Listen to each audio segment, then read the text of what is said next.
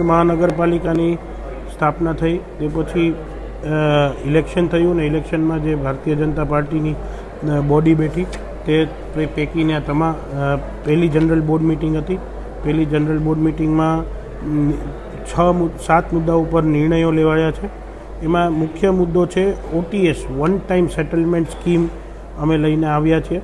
જે લોકોએ વર્ષ સુધી પોતાનો વેરો ભરવાનો બાકી છે અને એનું વ્યાજ ખૂબ વધુ લાગી ગયું છે, વેરાની કિંમત કરતાં વ્યાજ 3 ગણું લાગી ગયું છે, તે લોકોને વ્યાજમાં 90% માફી આપીશું અને એ ડિસ્કાઉન્ટ રૂપે આપીશું. અને એનાથી જે વર્ષોથી મોટી મિલકતોના વેરા બાકી છે તે વેરા તમામ લોકો ભરી દે તેવી અમારી અહીંયાથી લાગણી છે.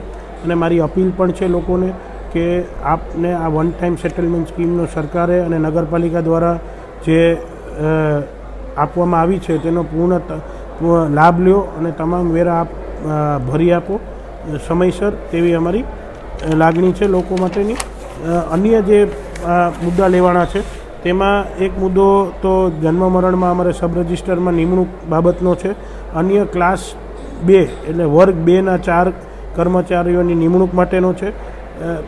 જે બીજો એક મુદ્દો છે એ અમારા જે કોર્પોરેટરશ્રીઓ છે તેના ભથ્થા બાબતની સરકારમાં નિયમ બનાવીને મંજૂર કરાવવા મોકલવાના છે.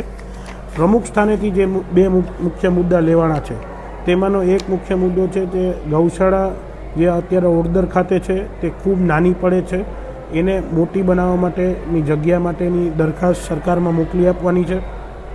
તે બાબતની મંજૂરી આપવામાં આવેલ છે બોર્ડ દ્વારા. અને અન્ય જે લાસ્ટ મુદ્દો જે લેવામાં આવ્યો છે પોરબંદરનો ડેવલપમેન્ટ પ્લાન્ટ જે રેડી થઈ ગયો છે તેને અંતિમ ચરણ ઉપર લઈ જઈ મંજૂર કરાવી અને લોકોને ડેવલપમેન્ટ પ્લાન બહાર પાડવા માટેની મંજૂરી બોર્ડ દ્વારા આપવામાં આવેલી છે.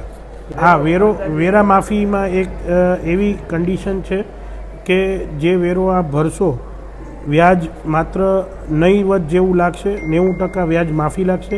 અને જે વેરો ભરવામાં આવશે તે તમામ વેરો વાયા ચેક, ડ્રાફ્ટ અથવા તો ઓનલાઈન કોઈ પણ પોર્ટલ ઉપર ભરી શકશો.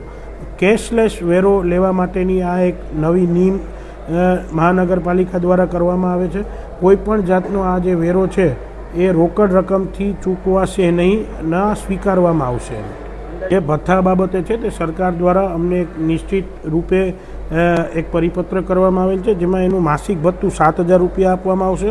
500 રૂપિયા પ્રતિ બેઠક એ 2500થી વધુ ન જોઈએ. ટેલિફોન ભથ્થું 1,000 રૂપિયા માસિક આપવામાં આવશે.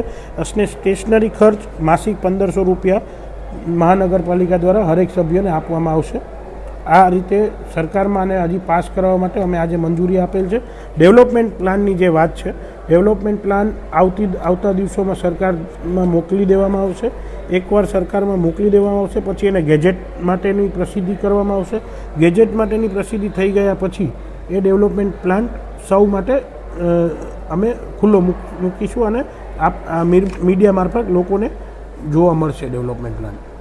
અન્ય કાઉન્સિલર સિવાય અન્ય મહિલા પ્રતિનિધિ તમામ લોકો હતા. અન્ય કોઈ હતું જ નહીં. અમારા ધ્યાને એવી કોઈ બાબત આવી નથી. આપ અમારા ધ્યાને મૂકો છો તો અમે બીજી વખત કોઈ હાજર ના રહે તેવી તાકેદારી રાખશું.